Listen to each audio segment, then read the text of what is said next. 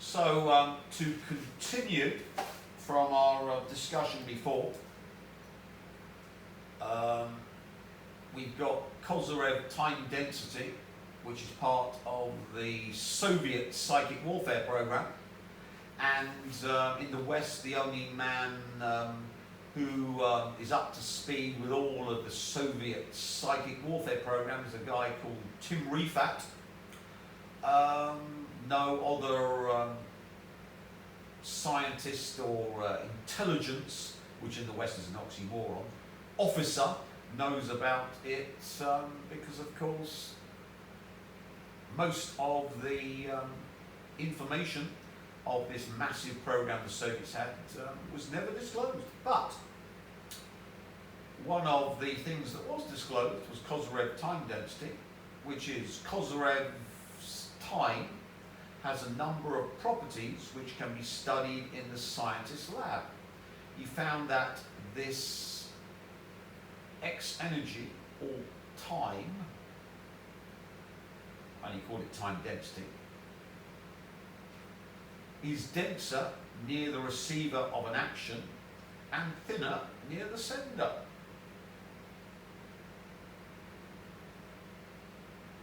So, if you're doing psychic warfare on someone, one can see that your sender and the receiver is gaining because you're the cause and they're getting the effect. So, you're losing time density when you carry out psychic warfare on a target, be it the Iranians targeting Trump with psychic warfare to make him ill or iller, or terminally ill, or Tim Rifat targeting Trump and his family to make them more and more deranged. So, when you carry out psychic warfare, you're going to be using your time density, so the more you carry it out, you're going to be losing more and more time density until eventually you won't have any time density to do things on people. So, buyer beware, all of the remote influencing courses you can get from the American companies all will deplete your energy, and you might have initial success, but eventually you'll lose your time density, become ill, very ill, and then terminally ill. So the secret is to become a vampire and use others' time density to do what you want. Hence, I became the king vampire because I didn't want to use my immense time density and lose it all by targeting idiots like Musk and his family, or blowing up SpaceX and. So, process is producing a decrease in entropy, weaken the density of time nearby, time density, while those accompanied by an increase in entropy increase the density of time around them and emit time. So basically that's just saying that the more chaotic something is, it accumulates time density, and the more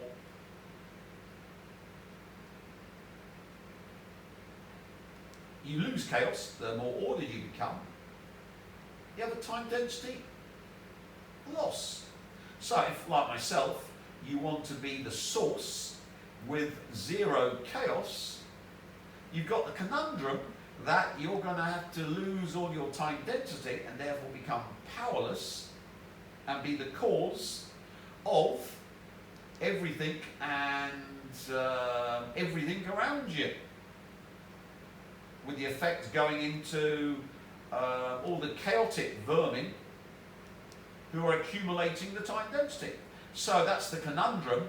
If you want to keep your time density and have control over matter interactions, be able to control cause and effect, you want as much time density as possible, and you want to be in the fifth dimension, so you have to be a Nagwal, and you want to be as chaotic as possible, which of course is a no-no. You want to be the source, which is totally ordered, no chaos whatsoever, but you want all the time density. So how do you do that? Vampire. You steal it from chaos. So chaos has loads of time density. All the chaotic creatures have time density. Therefore, you can be super ordered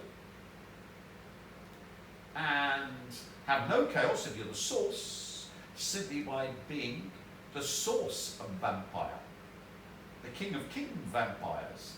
So we come into vampire technology, and of course there's some articles here on, as we've shown before, on time density. Now, how do we get round this conundrum where we want to take all the time density from the chaotic targets that are time density rich because they're totally chaotic, and of course all of the people that have been infested with nanotech have been deliberately made as chaotic as possible, and we've increased their chaos, their entropy, by chemtrailing and medical intervention and nanotech up the nose on the swabs and food, breathing in and. So of course we want to steal their time density, we want to vampire it for ourselves. Because if you're the source vampire like me, you'd have no time density because you've got no chaos. So you have to be vampiric to be totally ordered, a source vampire, and steal it all from chaos. So chaos is mined by the source for time density, so the source controls all cause and effect within chaos. So the way around this for the source vampire, yours truly, is Cobalt 60. And we need to spread Cobalt 60 all across the West to, of course, produce diversity, equity and inclusion by making all the Westerners black. So there'll be no race hate when they're all black together. And within 3 minutes they'll all be in the afterlife with 1 gram per square mile, and with 1/1000th of a gram per square mile, the slowly blackened Westerners will be praying for the afterlife ASAP, because they'll be in total agony, which of course shapes the soul for eternal torment in only hell. So it's a win-win situation. Now, why is Cobalt 60 so important? We've got Cobalt 60, which is one of the very rare emitters of clockwise radiation. Most interactions are anti-clockwise. So, if one can cover the targets, remember we want to take the time density out of these chaotic beings with Cobalt 60, then we will be turning their time density clockwise, which accumulates as they are killed by the Cobalt 60. And remember, humans produce loss of time density at death and gain of time density at conception. So this totally screws up the modality of the time flow around the humans.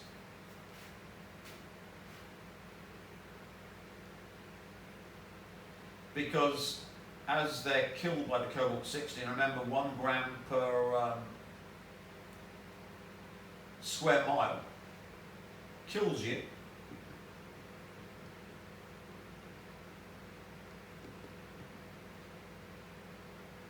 and the perfect illustration of this is in Penrose's Road to Reality, where he's actually got a picture of this clockwise gamma ray emission by Cobalt 60, which he puts in because it's very, very rare for emissions to go clockwise, they normally go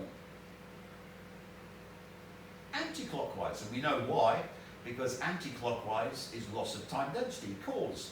So Cobalt 60 is a reverse time density processor, and in fact is vital to psychic warfare. And you need to cover the targets with Cobalt 60, because as they're killed by the Cobalt 60, they lose their time density.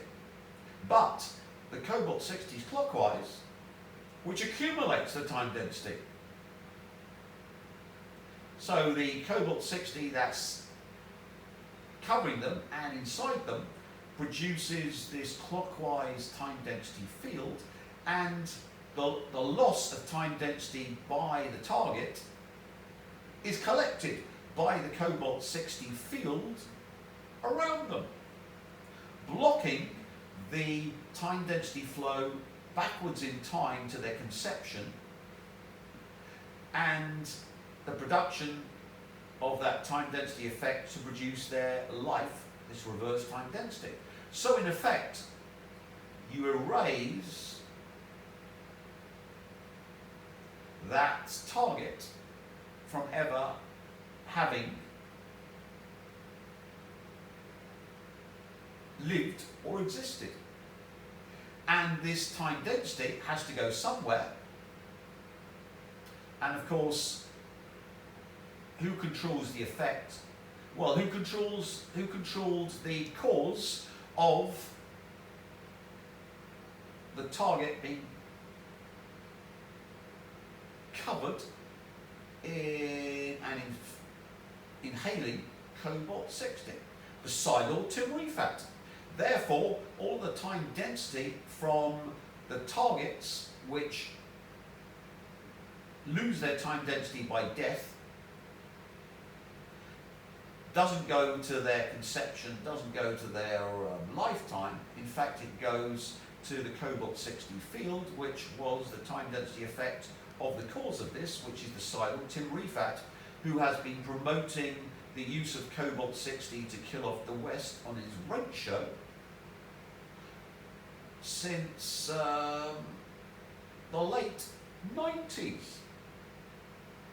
Show after show after show, talking about how to destroy the West using Cobalt 60. So, we've explained now how a source vampire that wants to be totally ordered and have no chaos, and therefore no time density, can have all the time density he wants. And remember, we talked about retroactive psychic warfare, where you can collect it back in '86, when I became the source vampire and the source from the future, because remember, all humans are reverse time density beings. Their time flow goes back in time. The death of the human produces the conception of the human and their entire life. And whoever causes the death, if you're 5-dimensional, of course, because if you're not 5-dimensional, you can't use Kozyrev time density, which comes from the 5th dimension. And of course, only Nagwals can do this. So that's why the American psychic warfare program had Taylor Swift, the Nagwal woman, for their entire program. But of course, you can see now how she was balefired and erased from time, because this Cobalt 60 field that the Cylord collected back in '86 and has been stuck into the noosphere by the Wheel of Time, stolen from Tim Rifat via Morton Jankler, the agent he sent book one of his fantasy to, and off to Robert Jordan, the plagiarist, who embellished it rather well, in my opinion, and Amazon, who've been stealing from me. We have had the consciousness, the shaping of the consciousness, which was needed for this entire weapon system. So, all we then need to do is produce the Cobalt 60fication of the entire West for the vampirization of time density, where all of the humans afflicted and the cause of death is Cobalt 60. Remember, 1,000th of a gram will kill you horribly and slowly, and a billionth of a gram will shorten your lifespan. So, if it shortens your lifespan even by a minute, then of course you're sucked into this wonderful reverse time density vampire effect, which only feeds the Psylord, since it's the cause of it. Now, how did the Psylord get all the enemies of the West to go down the Cobalt 60 route? Well, he was Jeff Rentz's foremost geopolitical analyst from 97 to 2019, and you can go on the archives and listen to him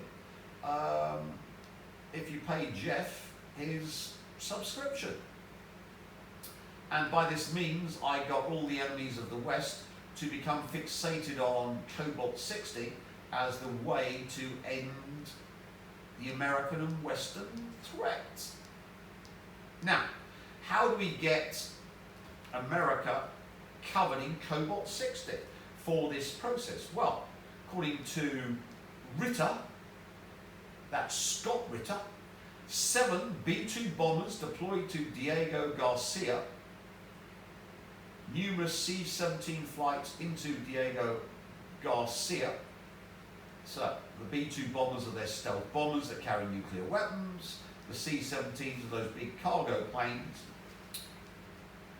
We've got the KC-135 tankers to fuel the bombers,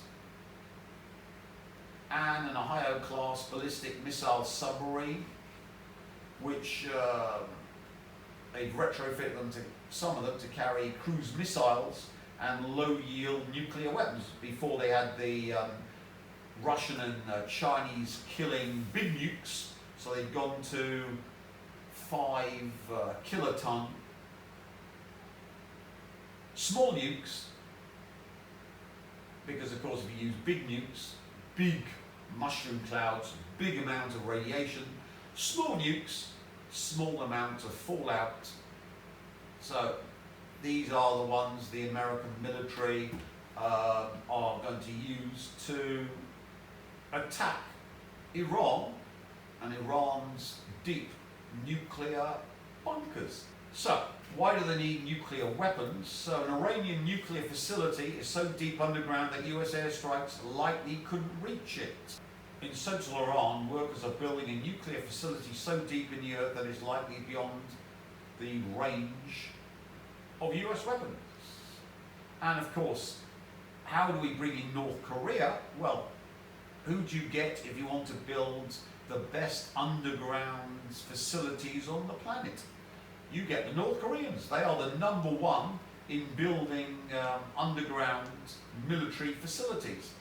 Why? Because they had to build them to protect themselves against the Americans who wanted to nuke North Korea. Why have the Americans not attacked North Korea?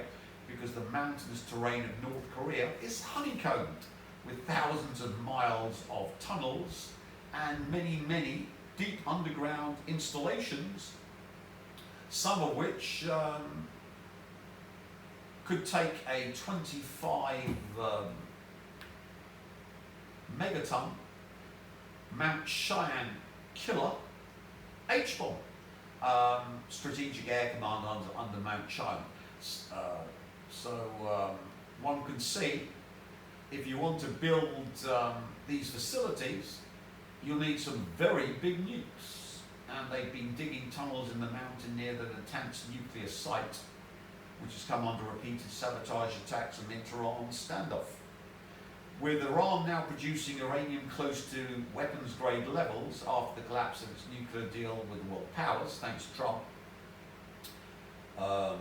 the installation complicates the West's efforts to halt Iran from potentially developing an atomic bomb, because of course once they've got an atomic bomb, Israel can't attack them, and that's the end of Israel's threat to take over the Middle East and have Greater Israel. because once they've got nuclear weapons, they can't go the way of Libya or the way of where Gaddafi gave up his nuclear weapons in a deal and got stuck on an iron rod up his anus for his trusting the West. We had the Israelis blowing up Saddam Hussein's nuclear weapons facility, and that saw the end of Saddam, who was hung. Syria didn't have any nuclear weapons, and the only country not attacked by the West, of course, is North Korea. Why? Well, because North Korea's got loads of nukes, and thanks to the Russians, has got the Fason 17 and 18, which can target anywhere in the US.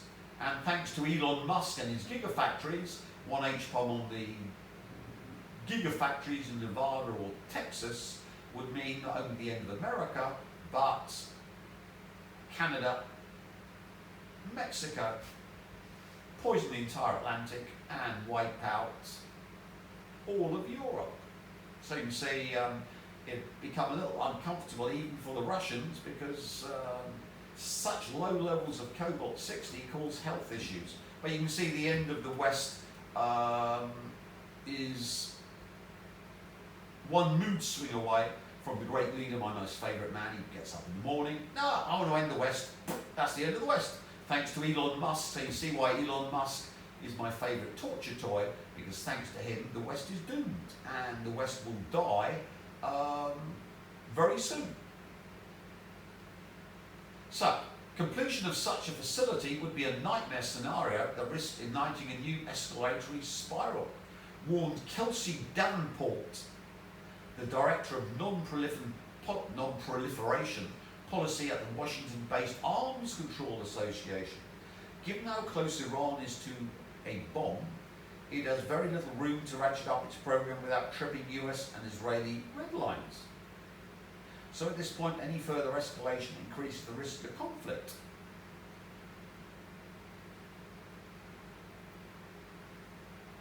So one can see now that the Americans and Israelis have to attack Iran before the site's finished, because their low-yield nukes can take out the underground facilities at present, but the new one, near a peak of the Zagros Mountains in central Iran, will be so deep they'll need huge megatonnage nukes to take it out. And of course that'll produce a lot of fallout, some of which will be blowing to Iran's neighbours. So depending upon the wind, if it goes north, goes Russia's way. If it goes east, it goes towards Afghanistan and Pakistan. So that's good for the Zionists. But if wind blows the other way, towards the west, it's going to be going Israel's way. So you can see the Israelis and the Americans are invested in not using mega nukes, the megaton type nukes. So if they're going to take out the Iranian nuclear program, it has to be now. So you can see why the Americans and the Israelis are preparing for the tactical nuclear strike on Iran to take out their entire nuclear program. Because remember, these things have got loads of uranium and enriched uranium. So if you have a big megatonnage nuke, you've got a huge mushroom cloud and massive amounts of fallout. It's okay if it falls over Iran. Who cares about the Iranians? But if it starts blowing hither and thither, could be the end of Israel. So you can see the Israelis must attack Iran ASAP. So you can see why the Americans are following their Israeli masters and their Jewish masters, the Rothschild Rockefellers, who completely own the West, for this war. Now, so we can see now unintended consequences because the Iranians bought some of these suitcase nukes that were sold off during the Katastroika period of Russia after the fall of the Soviet Union, and imbeciles like Jeffrey Sachs were convincing the Russians to go full capitalist when, of course, all of their economy was based upon money from central government.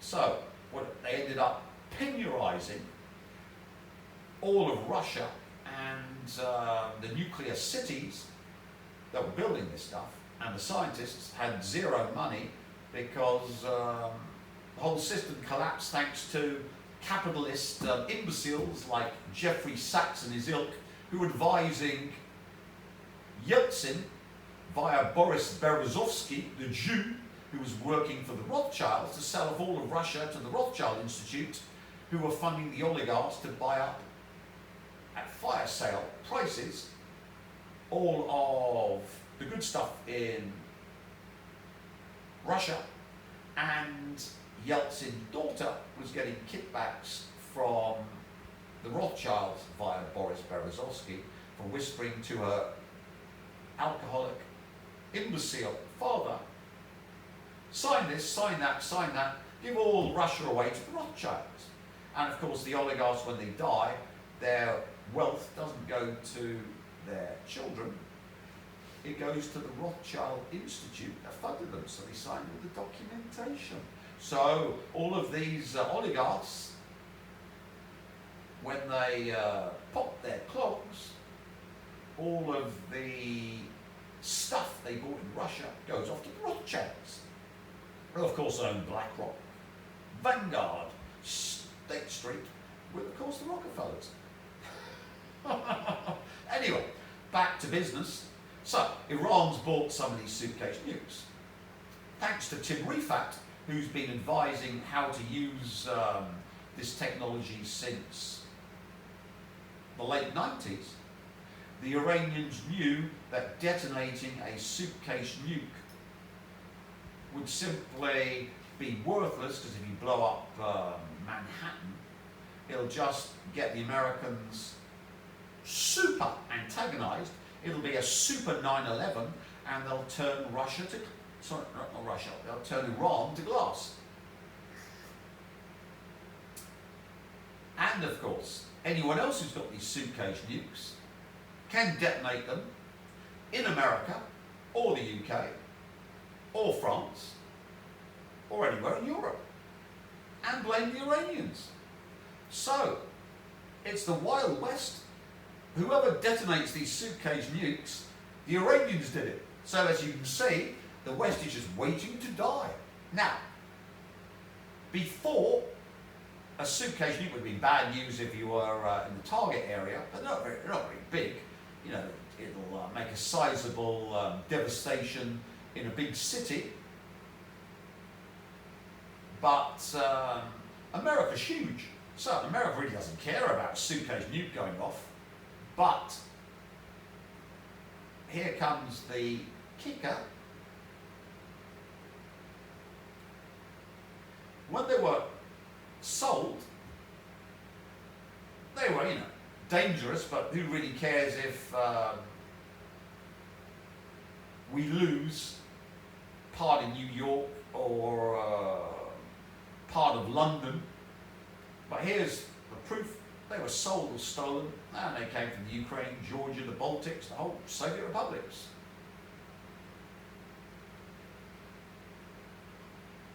And it was General Lebed who released this information, and of course, for his whistleblowing.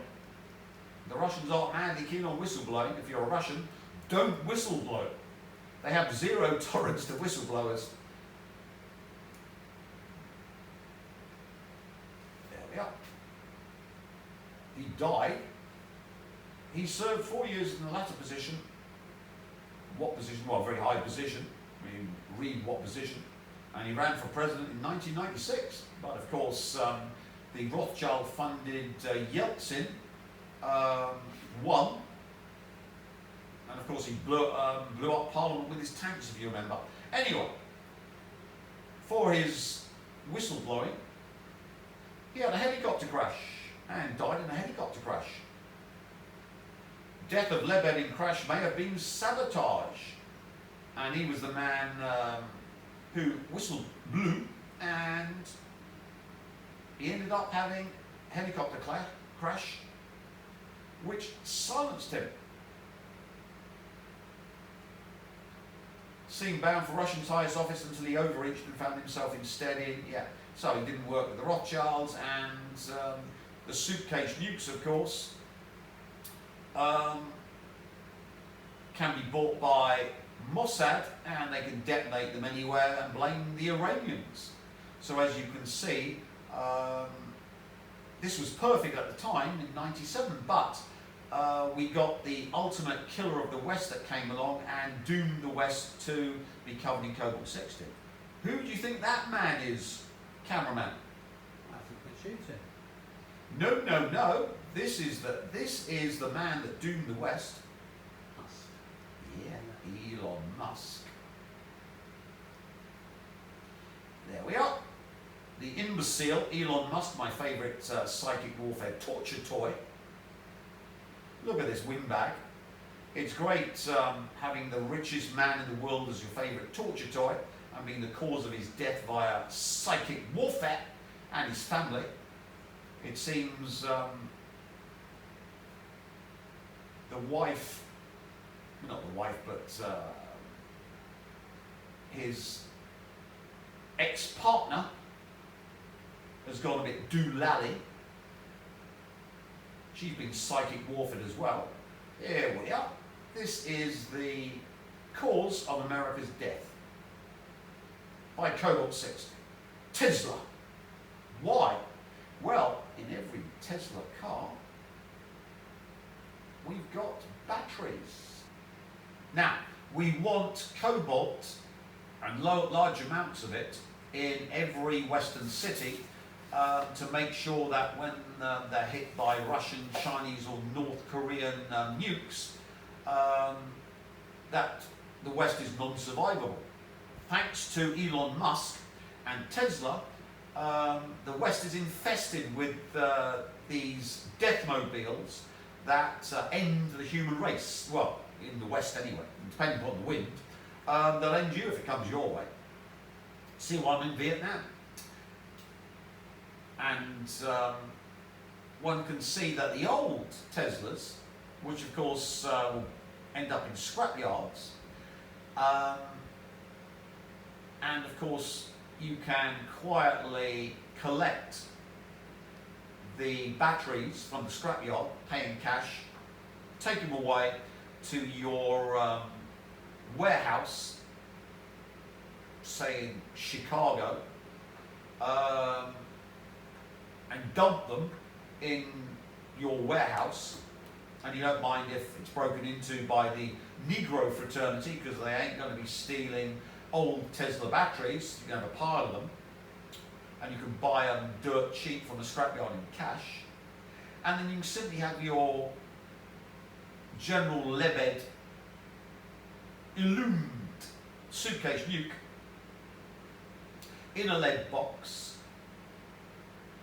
buried under the floor, under this pile of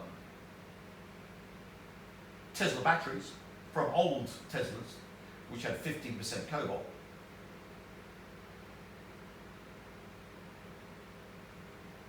And of course, you simply have a wire at the bottom that runs under the floor to a mobile phone receiver, and you can simply dial up the suitcase nuke detonate it remotely, and if you have 100 batteries above it, they'll all be turned into Cobalt-60, vaporized, and spread over the surrounding area. Remember, 1 gram will kill off a square mile. So let's see how much these Tesla deathmobiles have. Remember, we're down now, the new Teslas, because of me. Elon Musk was desperate to reduce the Cobalt because, of course, I've been talking on rents since late 90s and illuming the threat of Cobalt-60 and how dangerous Elon Musk's deathmobiles were to the human race, or any race that's mad enough to have electric cars. And you see now why Tesla has also announced that it's developing its own batteries that will be cobalt-free. It's a bit late now, Elon, because of course where have all the scrap batteries gone? You know, the FBI are running around every scrapyard in America like mad things, desperately trying to pin down the location of every old Tesla battery in the United States. There's a massive FBI cost, no object, and of course Department of Homeland Security and all the rest of the other F-wits are running around like mad things, desperately trying to gather up and find who's been buying scrapped batteries. But luckily, Tesla's been producing their garbage deathmobiles for decades. And thanks to Tim Rifat, if they were going to have done it, they'd have done it years ago. Thank you very much. And he, of course, talked about putting the suitcase nuke in a lead coffin so you can't sniff it out with your radiation detector drones or planes. Hence, of course, that explains why we had drones all over America, because obviously Iran must have been threatened to detonate this American killer if they were attacked. So it all falls into place now. Now let's see how much Cobalt-60 you're going to get in America. So, how much cobalt is in Tesla battery? According to Tesla's 20 blah blah blah, the new models only contain 6 kilos of cobalt. But remember, that's 6 kilos is the 2%. But the older ones, the ones that the batteries have been collected by the Iranians and dumped in warehouses under suitcase nukes, and remember, it might be one suitcase nuke, but they might have bought 10 or 12. They were saying that Al-Qaeda had bought 2, and they were based in Afghanistan. So obviously the Iranian Revolutionary Guard plenty of cash, and thanks to yours truly, they would know that this would mean that if anyone attacked Iran, that would be the end of the Americans. So, as you can see how much fun it is, 6 kilos, 2%, but we've got 7.5 times more in old batteries. So instead of 6 kilos, we have to multiply that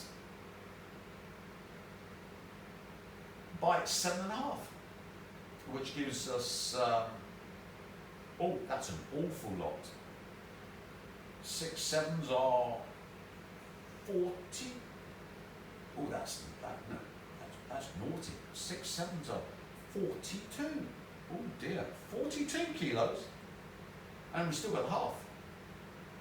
45 kilos. 45 kilos of cobalt in the old deathmobiles, not the new ones.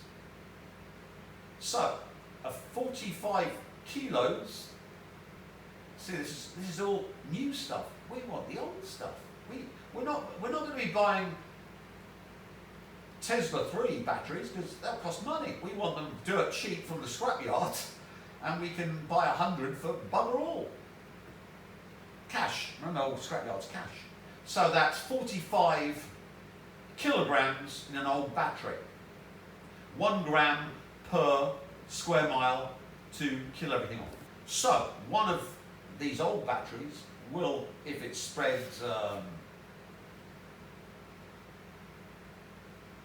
by the bomb's mushroom cloud, and remember, if the batteries are over the suitcase, they're all going to get vaporized, and a lot of that's going to get turned into Cobalt 6. Let's have 100% conversion.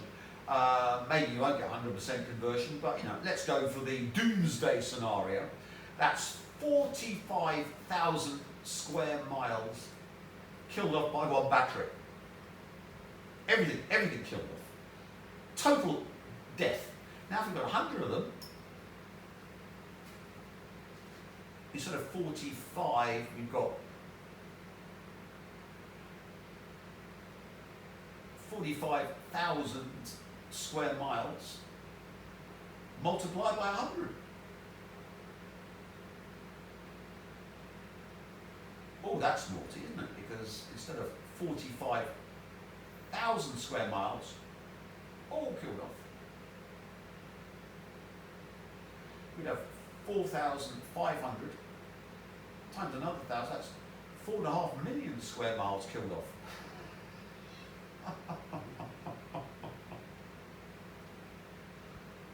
You get the point, and if you've got 100 of them killing off 4.5 million square miles of America, it's evenly. What about the thousandth of a gram, which will kill you off slowly? So as you can see, this is the end of America. 100 of the old Tesla batteries in a warehouse with one of the suitcase nukes ends America as anything but a Mad Max basket case, because you can imagine if you're outside of the zone of the wind, you're going to go full Mad Max, and you've got 50 million illegals in the country who are ready to rape, rob and kill. They're doing it already, but you can imagine once there's no law enforcement, anything and everything. So it's every man for himself, with 50 million illegals in America. So as you can see, from shaping reality using CERN, which I talked about by the sidle, I prepared hell on earth for America and potentially the West, because remember, if Iran is turned to glass by the Americans, a certain country is going to lose loads of its oil. So, Iran's been keeping North Korea alive with its oil in exchange for arms. All of Iran's liquid fuel, short-range and medium-range missiles are derived from North Korean imports. Georgetown Security Review. So, North Korea, thanks to the Iranians, has been able to bypass sanctions and sell weapons to the Iranians in return for oil. Now what happens when Iran's turned to glass? They're going to have their oil cut off, which is going to make the North Koreans very, very upset. And as we know, Iran can wipe out America anytime it likes with a Hwasong 17 or 18 on the imbecile Elon Musk's gigafactory, which contains loads and loads of cobalt, enough to wipe out the West, and that's including most of Europe as well, and poison the Atlantic for 140 years. So we get nice radioactive rain on the British, as I say. The only good Brit is a black Brit. So one can see this war with Iran will inevitably bring in North Korea, because of course there's going to be a huge oil shortage in North Korea when Iran, which is oiling up North Korea, is turned to glass by the Americans. So you see why we've got the paradox engine where America getting destroyed by the North Koreans or the Iranians. You see why we've had that paradox engine set up, and I've explained it to the point where even the moronic American generals and intelligence, oxymoron, imbeciles can understand. So, we come back to Kozyrev time density, and you can see now why the Psi Lord is the king vampire and has collected all of the time density from all of the West America, North America, Mexico, Europe, and all the others whose deaths are caused by the release of Cobalt 60. Clever. And you can see now that if you wish to be a vampire, you can get your time density vampire service, so you too can control reality by controlling cause and effect.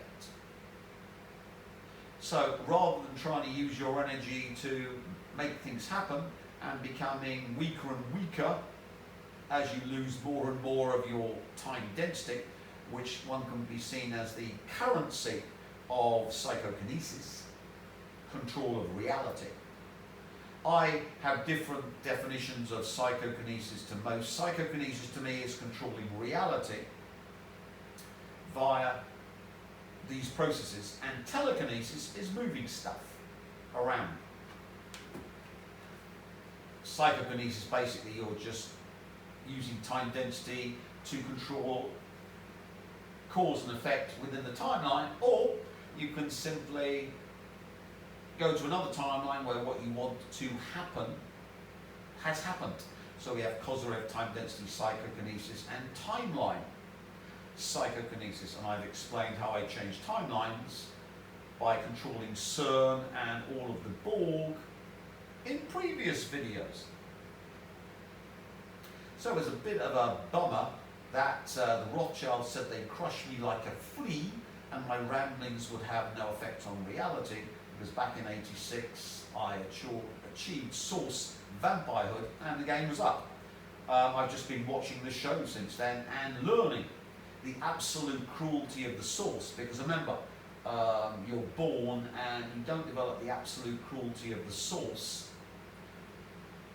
which is needed. You think, oh, the source is love and light. No, the source is absolute cruelty.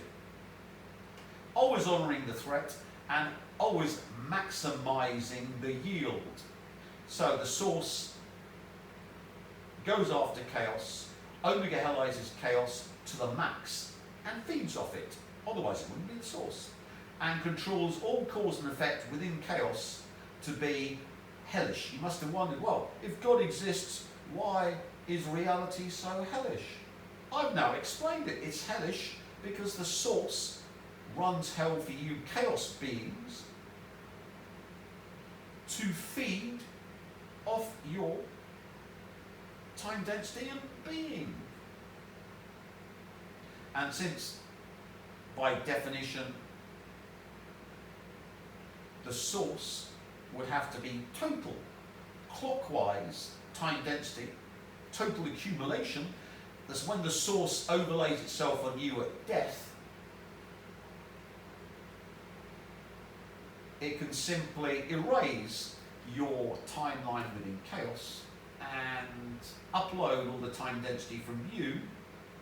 It's food stuff. Oh, that's scary. Yeah. Why do you think I'm the king vampire? Because I'm the source. The source is the king vampire. It feeds off your time density, turns chaos into hell, and when you die, overlays itself over you with this clockwise field to steal your time density. So it can control more cause and effect within chaos to feed off more chaos.